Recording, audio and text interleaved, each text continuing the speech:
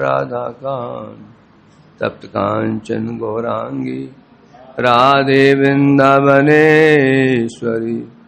विश्वानुसुते देवी प्रणमामि हरिप्रिये वृंदाय तुलसी प्रियायै केशवस्य च कृष्ण भक्ति प्रदे देवी सत्यवते नमो नमः। श्री कृष्ण चैतन्य प्रभु नित्यानंद श्री अद्वैत गदाधर शिवासादि गौर हरे कृष्णा कृष्ण हरे राम राम राम।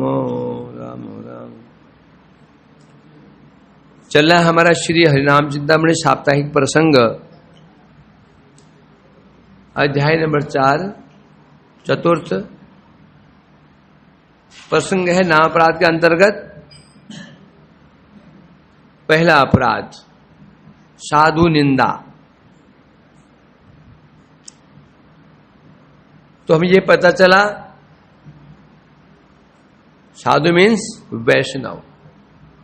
साधु कहो, वैष्णव कहो, भक्त कहो, संत कहो, महंत कहो, महात्मा कहो, महाशय कहो, महानुभाव कहो, सब क्या है? पर्यायवाची, सब पर्यायवाची। पर्यायवाची से किसे कहते हैं? एक ही वस्तु के विभिन्न नाम, सब एक की तात्पर्य बने। कनिष्ठ वैष्णव को हो, वैष्णव प्राय को हो, है ना। अब जो ऐसे वैष्णव हैं उनके 3 कोटियां बताई गई, कनिष्ठ वैष्णव, मध्यम वैष्णव और उत्तम वैष्णव। कनिष्ठ वैष्णव वो साधु की पहचान नहीं कर सकता,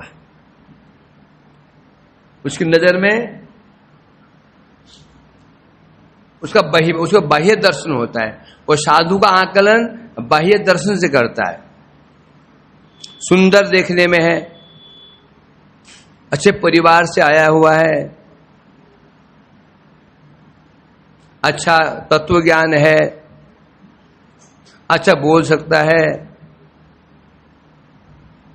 मधुर व्यवहार है, उसकी नजर में वो बड़ा वैष्णव है। जो दूसरा वैष्णव जो बहुत सुंदर नहीं है, अपांग है, दिव्यांग है, दिव्यांग है, कोई अंग से खराब है, देखने में सुंदर नहीं है, अच्छे परिवार से नहीं आया और अच्छा वक्ता नहीं, अच्छे कीर्तनिया नहीं, ऐसे गुण से अंदर नहीं है। हाँ, पर नाम परायण है, नाम परायण है, शिव परायण है। परंतु कनिष्ठ वैष्णव उसको वैष्णव मानता ही नहीं, उसको सामान्य वैष्णव मान लेता है। वो कनिष्ठ वैष्णव कौन है? मेरे जैसे, आप में से कुछ जैसे।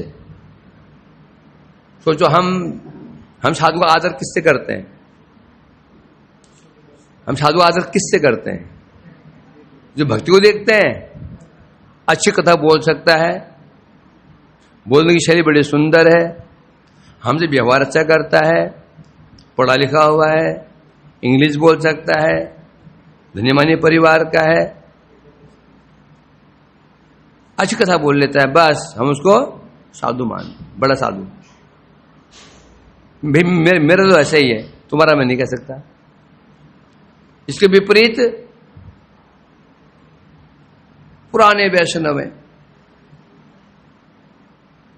ना बोलने का शो, ना बोलने का तरीका, ना खाने का तरीका बढ़िया, ना कोई ज्ञान है, ना कथा बोल सकते हैं, ना कीर्तन है, कुछ नहीं, बस माला माला करते रहते हैं, सेवा करते रहते हैं। उसको साधु मानते हैं? प्रणाम करते उसको? प्रणाम करते हैं? नहीं करते।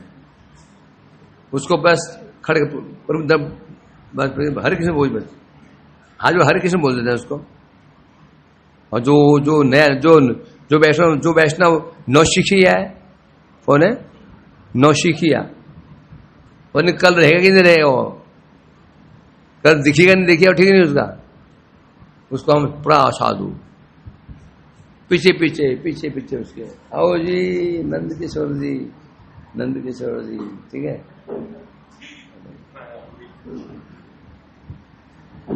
ये हमें ये चाहिए, आज दिन अच्छा जाएगा।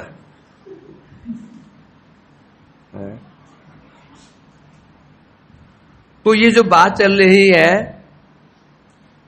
ये मैंने धन शास्त्र क्या है, आईना। यह हमें ठाकुर हरिदास जी आईना दिखा रहे हैं, शीशा दिखा रहे हैं, समझेंगे नहीं। ये लक्षण क्यों बताए गए हैं, लक्षण बताए गए हैं कनिष्ठ के लक्षण, मध्यम के लक्षण क्यों बता रहे हैं हमें, क्या क्या क्या वो उसमें स्वयं या कनिष्ठ वैष्णव है, कौन बताएगा, अधिकार कौन बताता है, जो स्वयं अधिकारी ही अधिकार बताता है। जैसे अधिकारी नहीं है, अधिकार क्या बताएगा वो, क्योंकि जॉब करते हो जो वहां अधिकारी है, तो स्वयं अधिकारी है, वो एक अधिकारी व्यक्ति अन्य का अधिकार का विचार कर सकता है, जो अधिकारी नहीं है। अब अधिकार शब्द किससे उत्पन्न हुआ, ये अधिकृत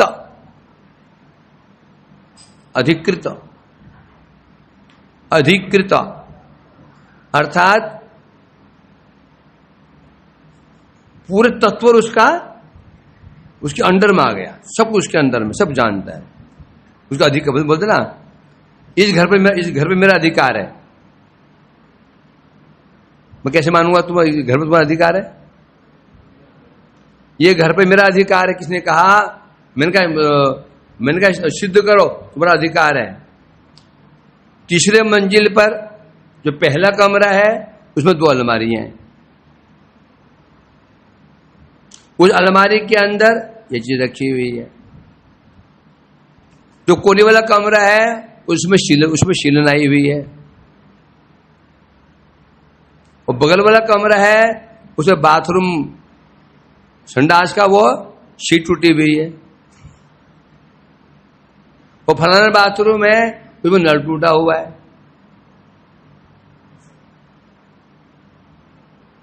भैया तुम्हारा अधिकार है, हाँ जी बताओ कौन से कमरे में क्या है, सोच रहा है, इसका मतलब अधिकार नहीं, ऐसा ही है, समझेगा नहीं।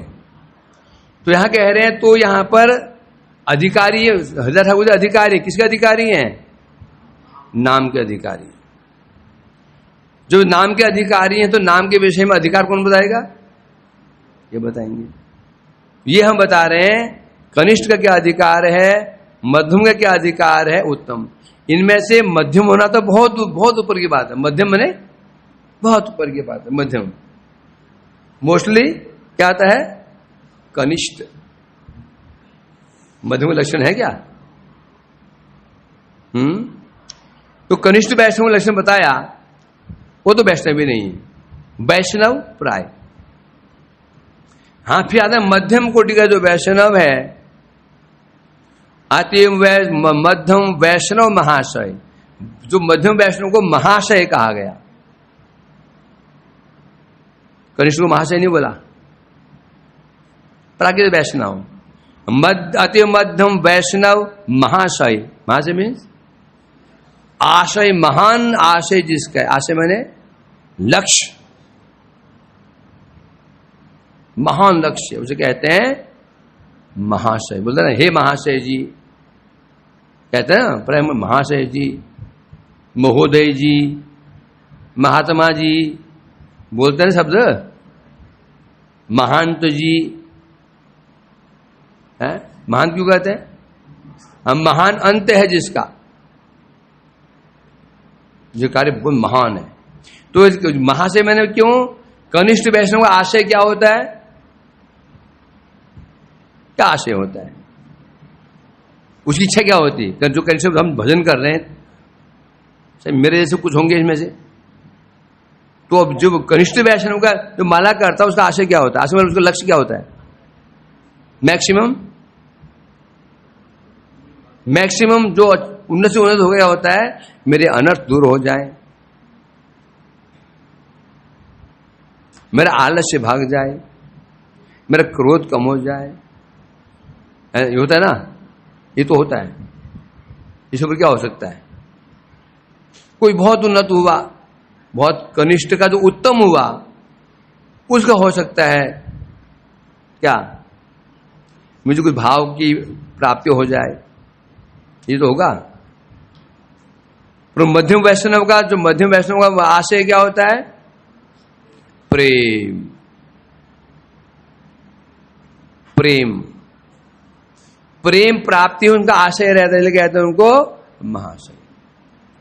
तो सिद्ध बात, इस मोटी सी बात यह है कि मध्यम कोटि का वैष्णव ही वैष्णव है, और वही क्या कर सकता है? साधु सेवा रथ था के निश्चय। कनिष्ठ वैष्णव साधु सेवा कर ही नहीं सकता, नहीं कर सकता। क्यों नहीं कर सकता? पहचाने नहीं है, पहचानी नहीं है। सेवा करने के लिए क्या चाहिए? पहचान होनी चाहिए। मैंने किसी व्यक्ति को कान में लगाते ना, वो क्या बोलते हैं, डॉक्टर देखता है, वो यंत्र क्या बोलते हैं? हाँ, मैंने एक व्यक्ति को दिया, मैंने दे दिया आनंद को। आनंद इसके द्वारा तुम सामने तीन व्यक्ति खड़े हैं, तुम इसको देकर किसे प्रसन्न कर दो। आनंद को दिया मैंने, यंत्र दिया, वो जो मापने वाला, कि सामने तीन लोग बैठे हुए हैं, तुम जाकर के इससे प्रसन्न कर दो किसी को।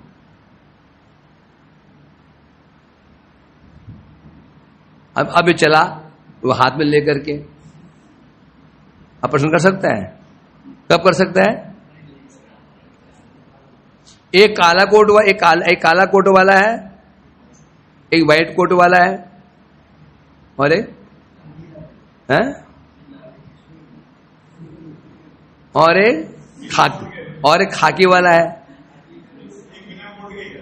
तीन, एक खाकी वाला है, एक काला कोट है, और एक सफेद कोट है। मैंने कहा अच्छा ये तो ये ट्रेलर क्या है, जो है इसे प्रसन्न कर दे।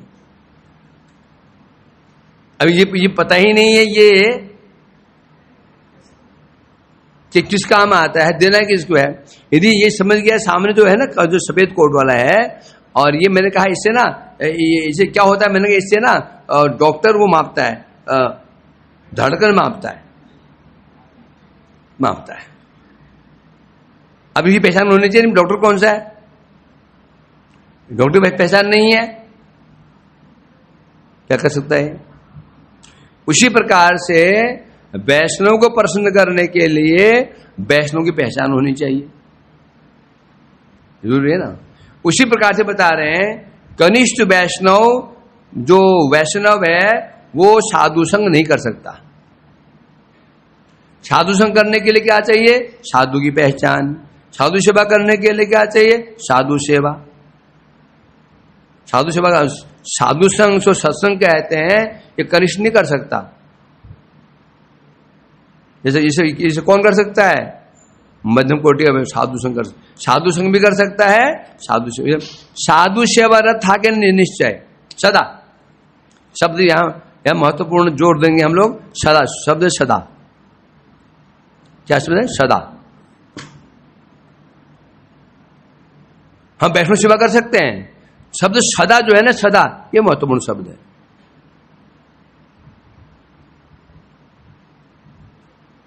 एग्जाम्पल दे देता हूं।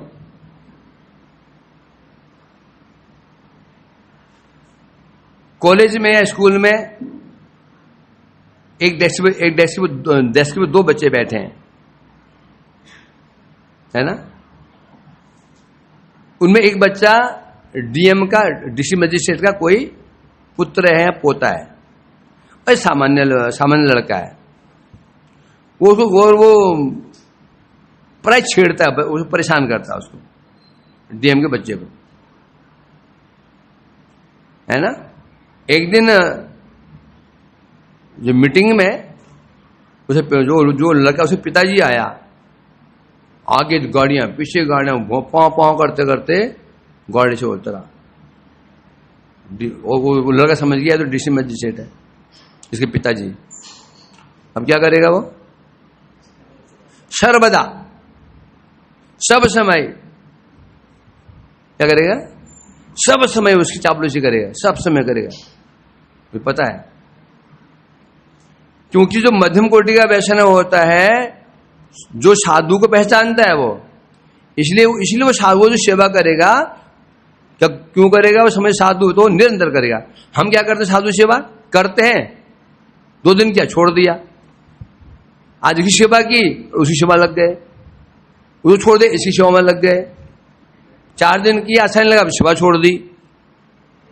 तुम देख रहे कई लोग वैष्णव सेवा करते हैं, 4-5 दिन क्या छोड़ देते हैं, फिर वो और कहीं चले गए, छोड़ दिया। जब हम समझ गए ये सामने जो वैष्णव है ये वास्तव वैष्णव है, और इसी कृपा से भक्ति भी होने वाली है हमको। वो वैष्णव क्या सेवा छोड़ पाएंगे कभी? क्यों नहीं छोड़ पाएंगे? हम समझ गए वैष्णव है, और जब तक हमें ये उपलब्धि, ये सामने वैष्णव है, इसी उपलब्धि नहीं होगी, वो हमारी सेवा में निरंतरता नहीं आएगी, आ ही नहीं सकती। जो कनिष्ठ वैष्णव जो वैष्णव सेवा करता है उसकी सेवा निरंतरता नहीं होती है, 4 दिन करता है, छोड़ता है, फिर छोड़ देता है, यहां तक एक दिन उसके विरोधी बन जाता है, ऐसे भी देखा जाता है। इसलिए कह रहे हैं यहां पर मध्यम कोटि का वैष्णव महाशय होता है और वो सदा साधु सेवा में रत रहता है। प्राकृत वैष्णव जय, जो प्राकृत वैष्णव है, प्राकृत वैष्णव कहने से मतलब क्या? जिसका दर्शन प्राकृत है। जो वैष्णव को प्राकृत मीन्स प्रकृति से उत्पन्न वस्तु क्या बोलते हैं? प्राकृत। और प्राकृत वस्तु क्या है? रूप प्राकृत, गुण प्राकृत, बोलने की शैली प्राकृत, कलाएं प्राकृत, जैसे प्राकृत वस्तु में, जैसे प्राकृत वस्तु में, समझा कि नहीं? जो वैष्णव को प्राकृत गुणों से तोलता है वो कहलाया जाएगा प्राकृत वैष्णव। अब वो कौन है? सोचो कौन है वो? जो वैष्णव का आदर प्राकृत प्रकृति, मतलब प्रकृति से उत्पन्न वस्तु से करता है, बहुत सुंदर देखने में, ये क्या है? प्राकृत वस्तु है। गुणवान है, प्राकृत वस्तु है, अच्छा बोल सकता है, प्राकृत वस्तु है ना। तो कहते ऐसे प्राकृत वैष्णव है, ये वैष्णव प्राय है, कैसे है ना। जब लौकिक श्रद्धा किसे कहते हैं? जिस श्रद्धा का आधार लौकिक वस्तुएं होती हैं, और पारमार्थिक श्रद्धा किसे कहते हैं? जिसका आधार पारमार्थिक। जो वैष्णव को दर्शन कर रहा है किस आधार से कर रहा है? प्राकृत भूमिका में रह के कर रहा है, प्राकृत आधार पे, तो उसे कहते हैं प्राकृत वैष्णव। ये वैष्णव नहीं है। तो ये वैष्णव प्राय है, और इसका अधिकार किसमें है? इसका अधिकार है नामाभास में। मध्यम वैष्णव मात्र नामे अधिकारी, श्री नाम भजन अपराधिर विचारी। मध्यम कोटि का वैष्णव का नाम में अधिकार होता है। नाम में अधिकार कैसे? अधिकार बताया ना अभी, जिससे मेरे घर में अधिकार है तो पूरा मैं ऊपर से नीचे जानता हूं, कहां पर क्या है, कहां पर क्या है, कहां पर क्या है। नाम अधिकार मतलब क्या हो गया? पूरा नाम तत्व का पूरा अनुभव। नाम कैसे करना चाहिए, कैसे नहीं करना चाहिए, कैसे करने से नाम घट सकता है, कैसे बढ़ सकता है, पूरा अनुभव। इसलिए नाम भजन अपराधे विचारी, मध्यम कोटि का वैष्णव ही नाम भजन में अपराध का विचार करता है। कनिष्ठ वैष्णव विचार करेगा ही नहीं। कनिष्ठ वैष्णव अपराध करने में उसको एक सेकंड नहीं लगेगा। हम ही तो है, हमें देर लगती है अपराध करने में, हैं? देर लगती है। आप चुप बैठे, जब देखा आपको देर लगती है बोलने, तुरंत तैयार रहते हैं बिल्कुल। क्यों नहीं? क्योंकि नाम हमारा अधिकार नहीं है। नाम अधिकार नहीं है, नाम की वैल्यू जानते नहीं है। जो व्यक्ति, उदाहरण स्वरूप दूं मैं, एक छोटा बच्चे के हाथ में एक मणि आ गई, मणि या सोने का एक बिस्किट आ गया, बहुत महंगा, दे दिया किसी को, मिल गया। और एक बड़ी व्यक्ति के हाथ में आ गया, दोनों में क्या अंतर है? जो बड़ा वाले व्यक्ति हमेशा भयभीत रहेगा, सावधान रहे कि चोरी ना हो जाए, कि चोरी ना हो जाए। और जो छोटा बच्चा वो खेलेगा जाके बाहर, तो यहां पर टक्कर आ गया, वहां पर टक्कर आ गया, यहां पर टक्कर आ गया, वहां पर टक्कर आ उसको। क्यों? उसका डर क्यों नहीं है? क्योंकि सोने की कीमत नहीं जानता हो, और सोना क्या जानता ही नहीं है। ये बड़ा आदमी जो सोना है, ये जो छोटा सा बिस्किट है, इसका दाम कम से कम 2 लाख रुपया होगा। समझ गया उसका? आज तो रास्ता छोड़ दो। उदाहरण समझ में आया कुछ के नहीं? वैभव, उदाहरण समझ में आया? सनातन, क्या समझा?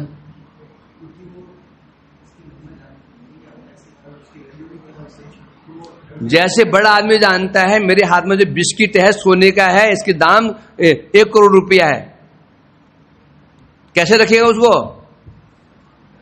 बाहर में क्यों घूमता लेके फिरेगा, उसको बचाएगा,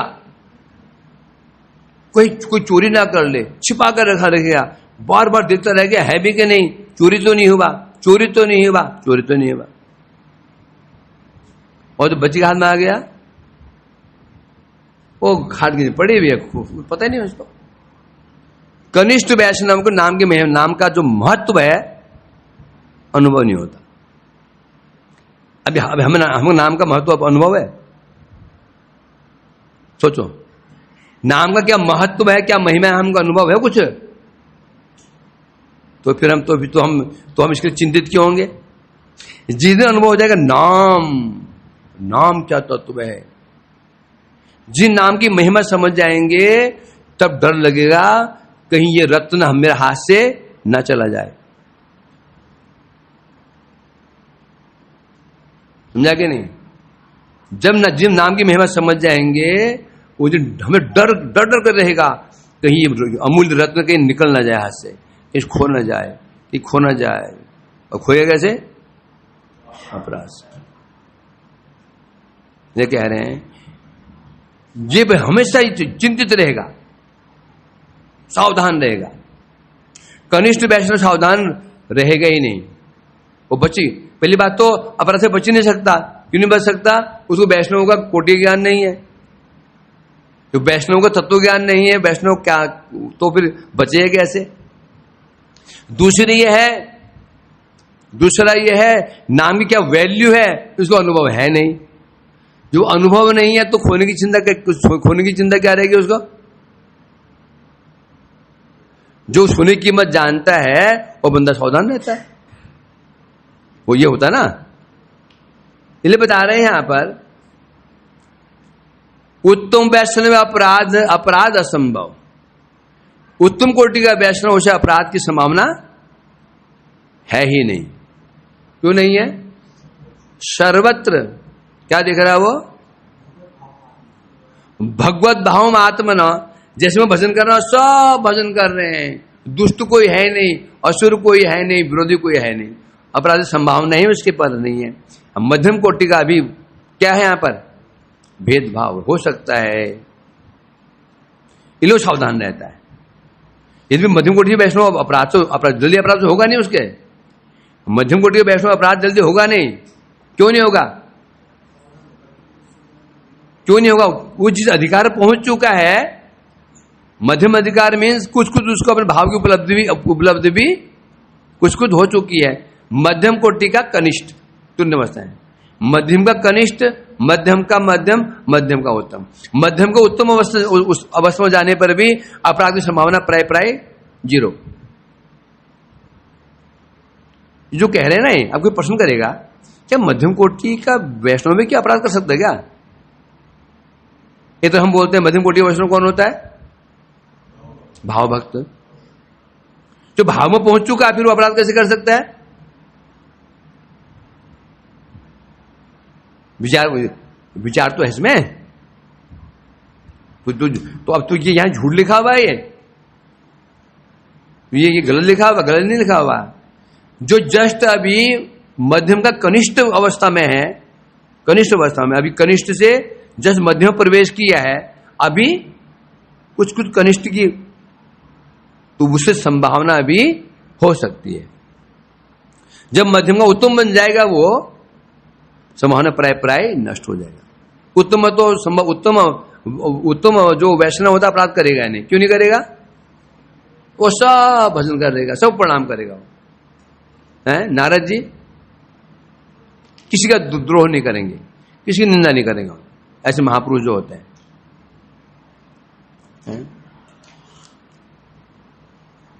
इसलिए बता रहे हैं, अतः निज नद अधिकार करिया विचार, साधु न अवश्य अपराध करी परिहार। इसलिए जो साधक है उसको अपने अधिकार का विचार करना चाहिए। हमारे समझ से मालूम क्या है, हमें से कई लोग बहुत तगड़ा, बहुत स्ट्रांग साधन कर रहे हैं, करते भी हैं, परंतु समस्या क्या हो रही है, अधिकार के अनुसार नहीं कर रहे हैं। अधिकार के अनुसार नहीं हो रहा है। अधिकार के अनुसार चेष्टा करेंगे, थोड़ी चेष्टा से काम हो जाएगा। अधिकार से बाहर हम पहुंच गए, हम लाख चेष्टा करें तो कार्य सिद्ध नहीं होने वाला। सबसे पहले महत्व किस चीज का है? स्वे स्वे अधिकारे या निष्ठा सगुण परिकीर्तित। देखो इस संसार में हम देखते हैं ना, सबको निष्ठा होती है। एक रिक्शे वाले की निष्ठा रिक्शे के प्रति होती है, ऑटो चालक की ऑटो वाले की निष्ठा ऑटो चलाने में होती है, ट्रक ड्राइवर की निष्ठा ट्रक ड्राइविंग में होती है ना। एक बिजनेसमैन की निष्ठा बिजनेस में होती है।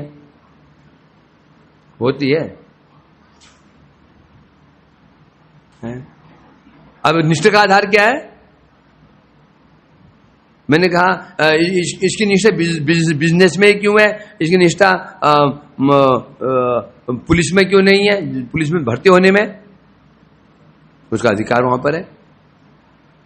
तो जो निष्ठा किसके अनुसार होनी चाहिए? अधिकार के अनुसार होनी चाहिए, नहीं तो काम नहीं होगा। और महत्व किसका है? निष्ठा। निष्ठा विहीन कार्य के फल नहीं देगा। हरिनाम कर रहे हैं, निष्ठा नहीं। साधु सेवा कर रहे हैं, निष्ठा। निष्ठा का अर्थ क्या है? निशेष रूपेण धातु स्था, धातु है स्था में होता है स्थित रहना, स्थास्यति तिष्ठति, मतलब निशेष रूपेण, मतलब पूर्ण रूप से एक स्थान पर स्थित हो जाना, कहते हैं निष्ठा। कोई हिला भी ना पाए, निष्ठा। नाम निष्ठा मतलब नाम में ऐसी स्थित हो गया, अब कोई उसको हिला ना पाए। धाम निष्ठा मतलब धाम में ऐसे स्थित हो गया कोई उसके हिला ना पाए। निष्ठा का शब्द का अर्थ यह है, निष्ठा माने शब्द बनता है स्था, धातु है, समझे क्या नहीं? इसलिए कह रहे हैं यहां पर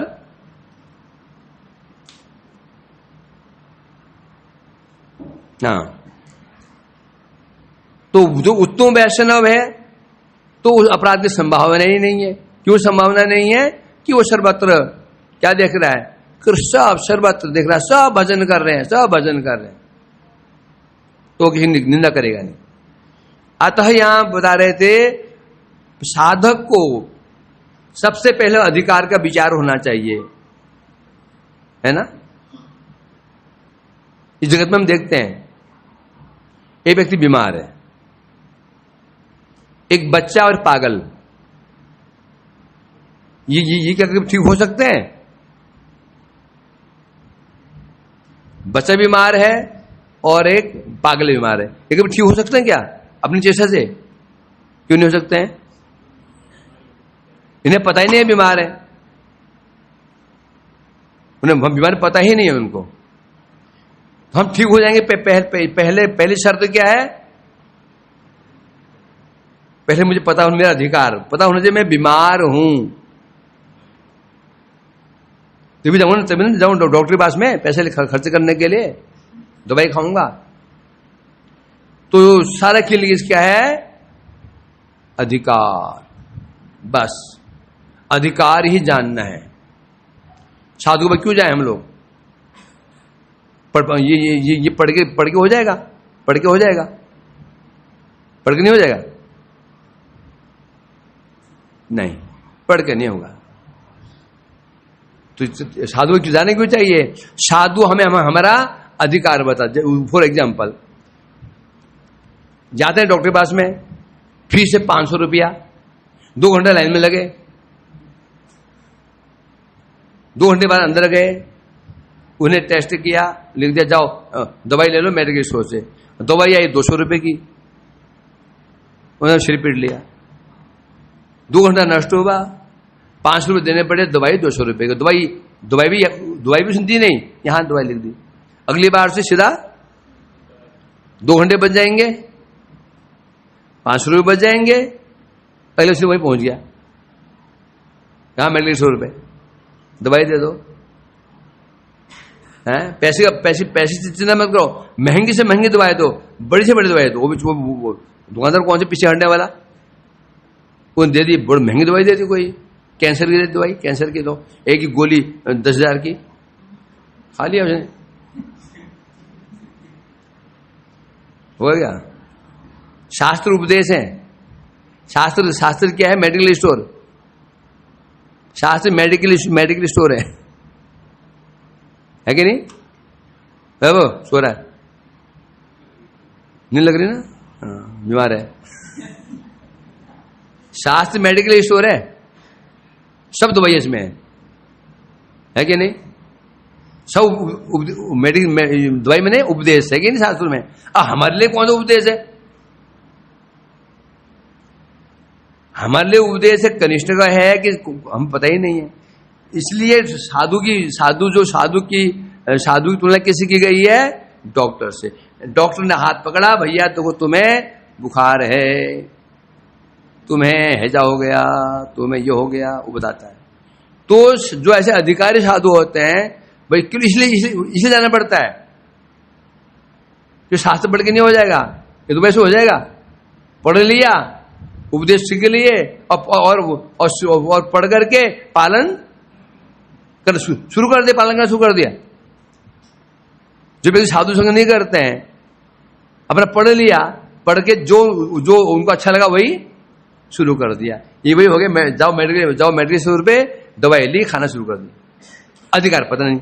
मैक्सिमम आज के समय में, वर्तमान समय में, हमारे समय में ऐसा नहीं था, जबकि कि उसमें झमेले नहीं थे, अधिकार बताया जाता था ना गुरु को समय अधिकार बताने के लिए, ना शिष्य समय अधिकार पूछने के लिए। तो देख रहा हूं तो कैसे होगा? शास्त्र तो केवल क्या है? उपदेश गुरु का ढेर है। जीपीएस ले लो, जीपीएस।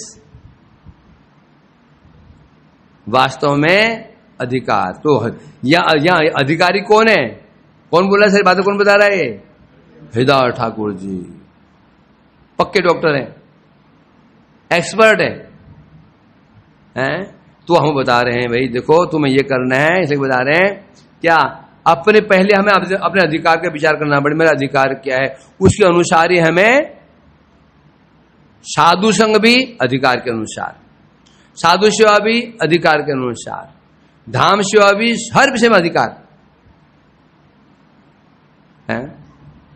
सुन लिया, राधा कुंड श्रेष्ठ, गिरिराज श्रेष्ठ, वृंदावन श्रेष्ठ, ना ना अब हम भाई मथुरा में भजन कर, एक बार मथुरा में भजन कर रहा था, सुन लिया राधा कुंड श्रेष्ठ, छोड़ दे मठ, क्यों? राधा कुंड के भजन करेंगे, चला गया, हो गया भजन। अब जो जय मठ मथुरा में क्यों था, वहां साधु से मिल रहा था उसको, और सीधे कहा राधा कुंड पहुंच गया और डूब के मरा वहां जगह, कछुआ लेके चला गया नीचे। कछुआ ने स्नान कर रहा था, औरतें नहा रही थी, नहा रही थी, नहाती हैं, मन खराब हो गया, घर चला गया, शादी करेंगे, हो गया, रस में डूब गया। ये स्थिति है अधिकार का विचार। महिमा सुनी नवद्वीप की, पढ़ते ना ना नवद्वीप श्रेष्ठ है, नवद्वीप जगह भजन करेंगे, नवद्वीप पे बैठ गए,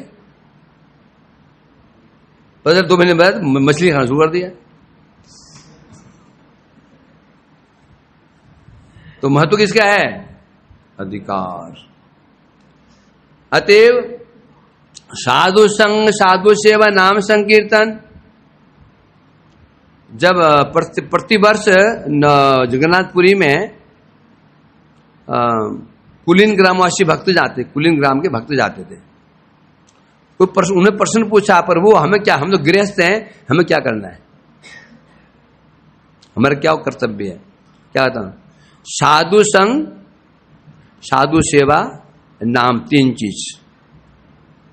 साधु संग, साधु सेवा, नाम संकीर्तन। साधु संग भी करना है, सेवा भी करनी है, नाम, यही है सर्वजीव दया, ये भक्त आचरण। भक्त वैष्णव के आचरण है, वो साधु संग करेगा, साधु सेवा करेगा, नाम कीर्तन करेगा, और विशेष रूप से जीव के प्रति दया भाव दिखाएगा। ये एक शुद्ध वैष्णव का लक्षण है।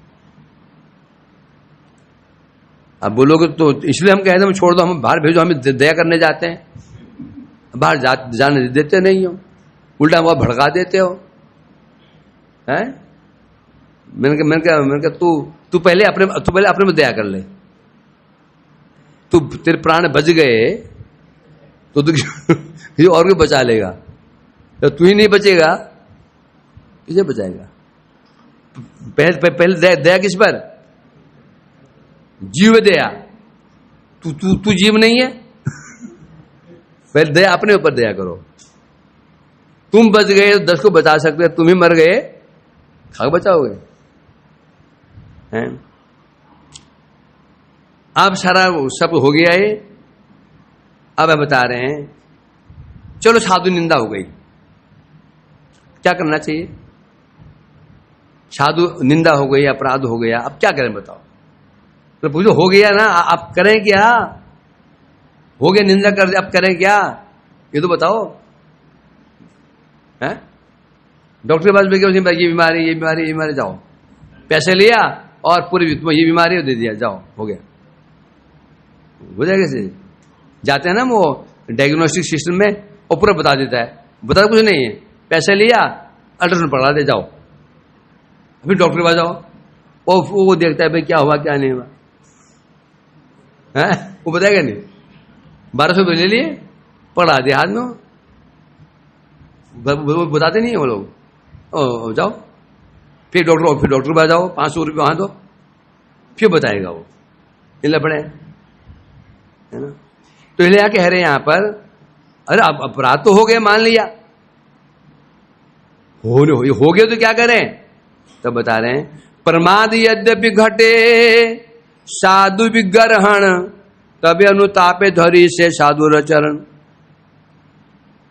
यहां पर महत्वपूर्ण शब्द है, यहां पे एक शब्द महत्वपूर्ण, प्रमाद। पूरे चैप्टर में, ये पूरे शब्द में एक शब्द आया प्रमाद। प्रमाद यदि भी घटे साधु विग्रहण, प्रमाद मतलब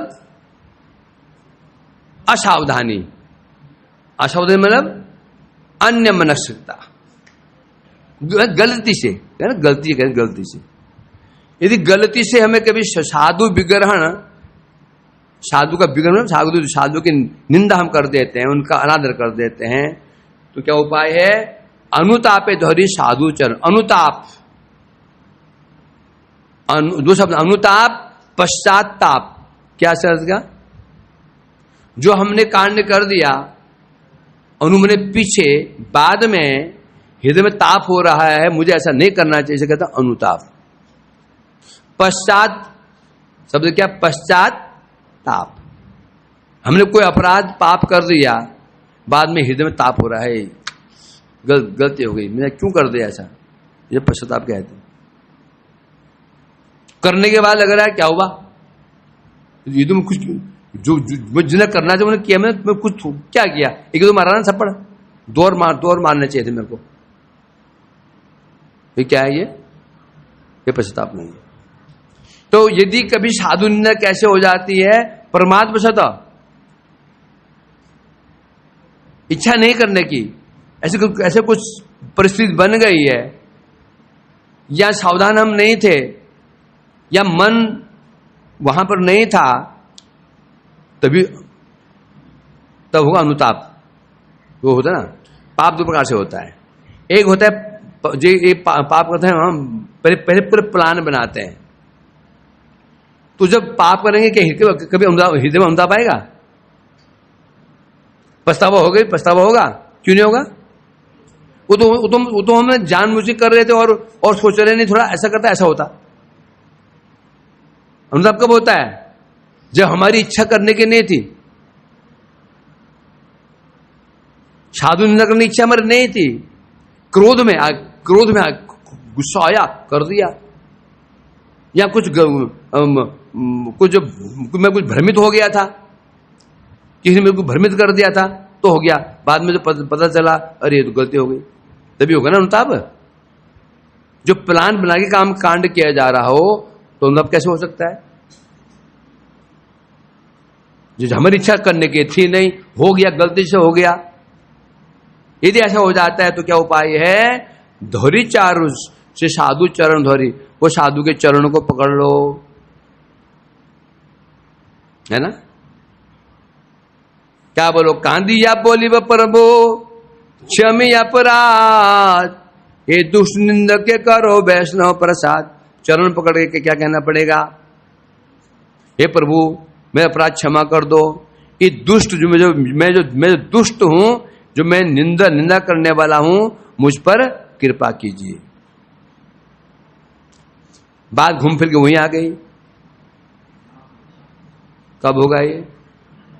जब संपत्ति खोने का भय होगा। अभी हम चिंता क्यों नहीं है नहीं कुछ, क्या होगा? कंगाल तो है, मुझे कोई डर नहीं। डर कैसे होगा? जेब तो खाली पड़ी हुई है है ना? भारी भिखारी कहीं भी सो जाते हैं, कहीं भी सो जाते हैं, क्यों? कुछ है ही नहीं। जेब में नोट भरे हो, गले में सोने की चैन बंधी हो, और 2 तोला की 5 तोला की हो, भी हाथों में मुड़ कड़े हो सोने के, सोएगा कहीं पे?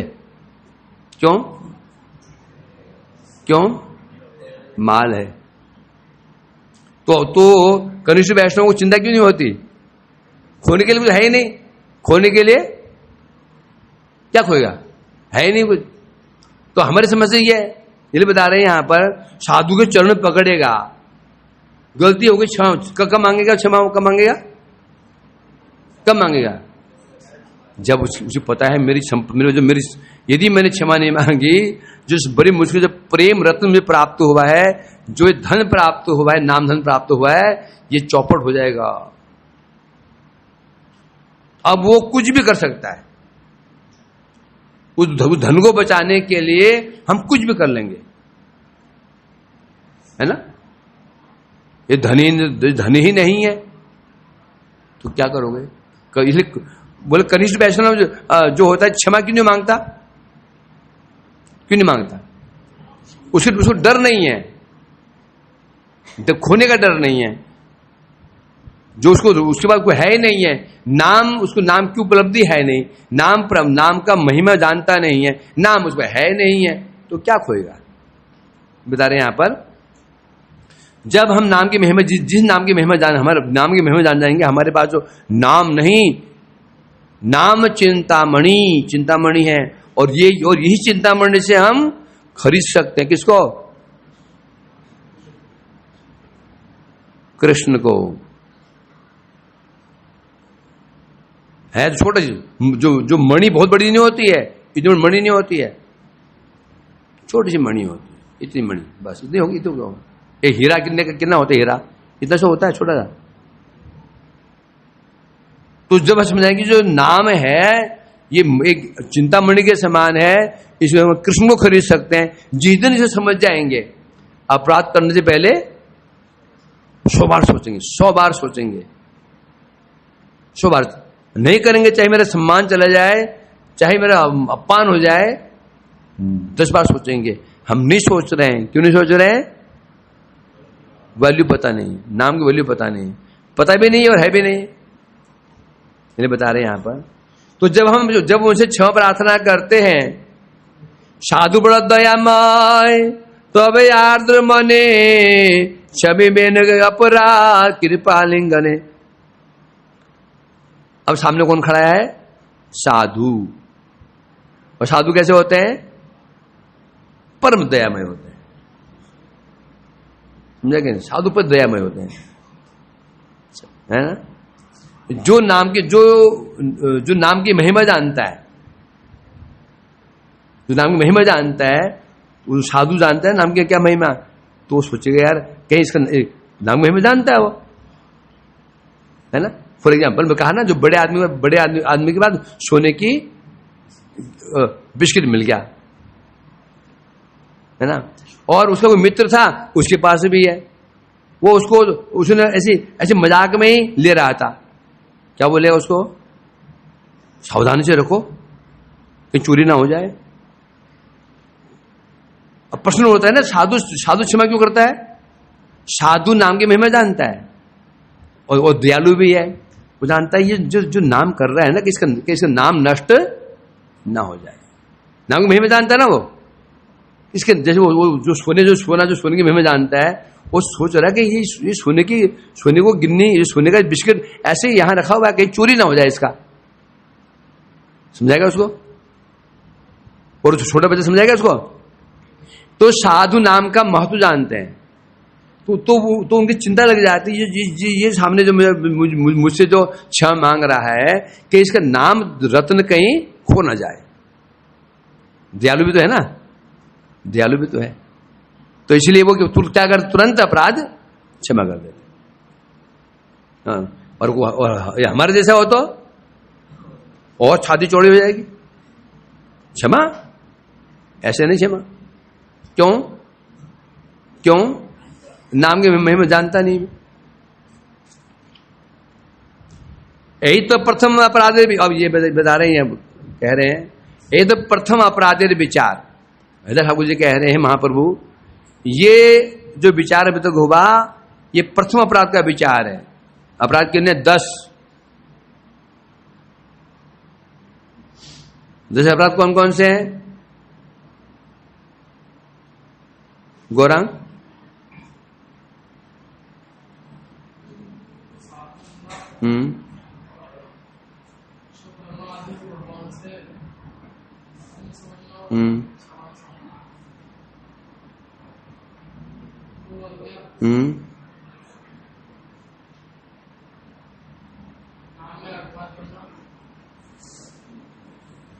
छलांग मारते आगे पीछे।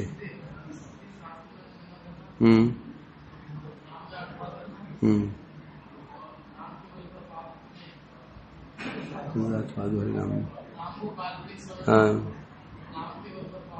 हाँ,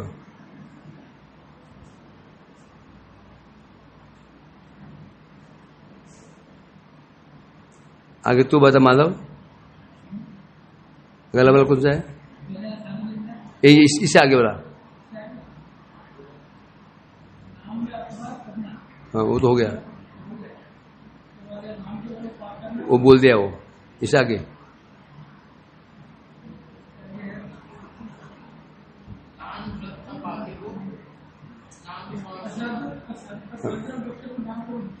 नहीं, बाद में पहले क्या यज्ञ दान आदि को भगवान के नाम के समान, फिर है वो। और श्रद्धालु को नाम का उपदेश देना, अंत में नाम से प्रीति ना होना। सबको याद है? सबको याद है? हैं? सुनाइयो। हाँ हाँ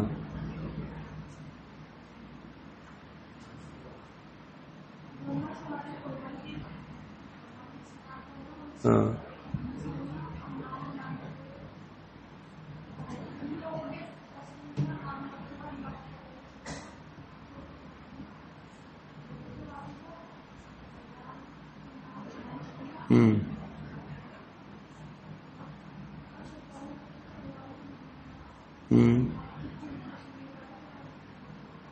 तो याद है? दामोदर को याद है? अगली बार करना पूरा याद। राधिका को याद है? राधिका को अभी करके ला, अगली बार सुनाइए, गीत तो सुना दे।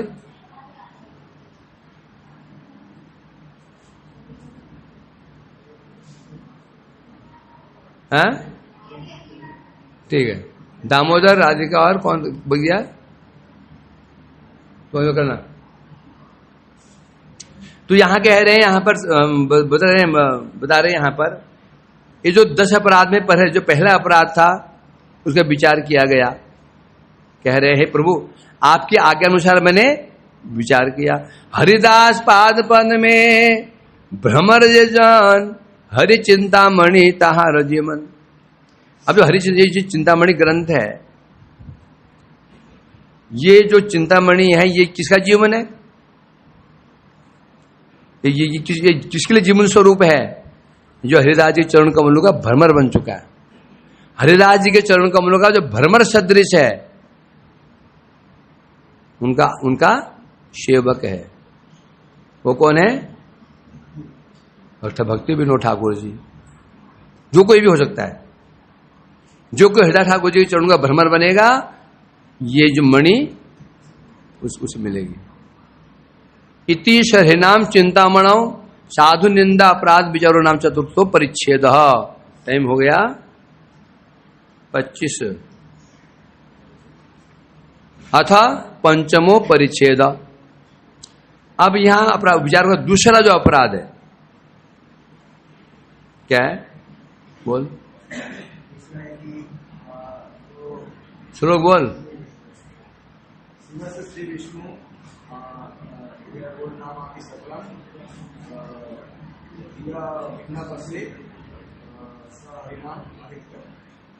शिव श्री विष्णु यही गुणामदि सकलम धिया भिन्न पश्चेत सखलो हरिनाम अहित कर।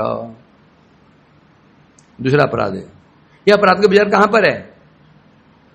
पद्म पुराण में 500 लोग हैं। 500 लोगों में 10 अपराध है। शिवस्य श्री विष्णु यह गुणामदि सकलम धिया भिन्न पश्चेत सखलु हरिनाम अहित कर। शिवस्य श्री विष्णु गुण नाम, विष्णु गुण नाम। विष्णु का नाम रूप कैसे हैं? शिव। भगवान के नाम रूप गुण लीला कैसी है? शिव। शिव माने मंगलकारी। धिया भिन्नम, जो भगवान के मंगलमय जो उनका नाम है, उनका रूप है, उनका गुण है, उनकी लीलाएं हैं, जो व्यक्ति उनको विष्णु से अलग समझता है, भिन्न समझता है। जब हमें ना, मैं मुझ में मेरे नाम में अंतर, मुझ में मेरे रूप में अंतर, मुझ में मेरे गुणों में अंतर, मुझ में मेरी लीलाओं क्रियाओं में अंतर, ऐसे ही सोचा भगवान का भी ऐसा ही है। है कि नहीं? हमारा नाम में अंतर है। नाम बदल जाता है, हम नहीं बदल रहे हैं। जब जन्म हुआ कोई नाम ही नहीं था। क्या थे हम? क्या थे? बेनामी। क्या थे? बेनामी, बिना नाम के थे। जन्म हुआ तो नाम रख दिया गया, वो भी शरीर का। बंदा मर गया, जला दिया, खत्म। अब जो आत्मा निकली उसे क्या नाम है? फिर उसको नया नाम मिला, होता है ना ऐसा। तो इसलिए क्या है ना, जो व्यक्ति भगवान का जो नाम रूप गुण इत्यादि को भगवान से अलग मानता है, हरिना खलु, निश्चित रूप में हरिनाम अहित करो, ये हरिनाम का अहित करने वाला है। ये जो विचार है हरिनाम में अहित करेगा उसका, ये विशेष अर्थ है। सामान्य अर्थ यहां जो दिया है, शिव से हम क्या क्या लेंगे? शिव आदि देवता, शिव ब्रह्मा इंद्र देवता हैं, उन देवताओं को भगवान से भिन्न समझना, अलग समझना अपराध है। तो क्या समझे? समान मान लें क्या? देवताओं को भगवान से अलग माने कि समान माने? है राधा मोहन, देवताओं को भगवान से अलग माने या समान माने? फिर क्या माने? फिर अलग मानना नहीं, समान तो क्या माने बताओ?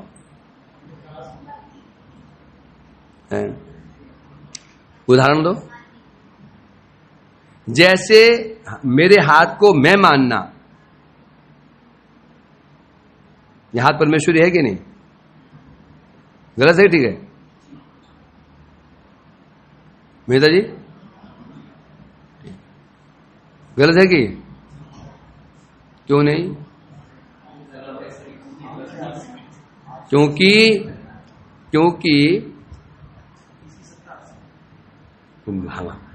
मुझसे हाथ है, हाथ से मैं नहीं हूं। यदि हाथ को फेंक दिया जाएगा तो फेंक दिया जाए काट करके, तो मर नहीं जाऊंगा मैं। तो हाथ में नहीं हूं, समझ गए नहीं? तो सेकंड ऑप्शन क्या है? हाथ मेरे समान है। हाथ मेरे समान है कि नहीं है? है? अरे मूर्ख, जो मैं कर सकता हूं मेरा हाथ कर सकता है? तुम लात मार सकता हूं, हाथ मार सकता है? नहीं कर। तो क्या माने इसको? अलग माने तो दोष, समान माने तो दोष। क्या माने? ये हाथ मेरा एक अंश मात्र है बस, देवता भगवान से अलग नहीं है। अलग मानेंगे तो क्या समस्या हो जाएगी? दो बन जाएंगे, दो आराध्य बन जाएंगे, भगवान का कॉम्पिटिटर पैदा हो जाएगा। ये देवताओं को मान लिया, अलग मान लिया, तो क्या मानना पड़ेगा? ये देवता भी भगवान के क्या बन गए? प्रतियोगी हैं? बन जाएगा बहुईश्वरवाद। समझा क्या नहीं? फिर जो अद्वैत ज्ञान पर तत्व, जो तत्व ही समाप्त हो जाएगा। और ये समान मान ले तो दोष है। क्या दोष है? समान मान क्या दोष है?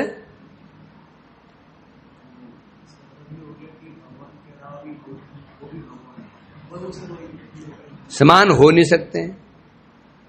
समान माने तो क्या बन जाएगा? ये बन जाएगा मायावाद। ये मायावाद है, अहम ब्रह्मास्मि। एक बार मायावादी है ये, जो देवताओं भगवान समान, जो शिव को कृष्ण समान मान लेते हैं, ये भी एक प्रकार का मायावाद ही है। क्यों? देवता कौन है? जीवित तो है ना, तो जीवित तो है, उनको तो भगवान मान लेते हैं, तो एक प्रकार से मायावाद है। अलग मान लेते हैं तो क्या आ गया? बहुईश्वरवाद। अलग मानते हैं तो बहुईश्वरवाद, समान मानते हैं तो मायावाद। इसकी चर्चा हम करेंगे संध्या के समय, राधा कुंड तटे कुंज कुटीरे।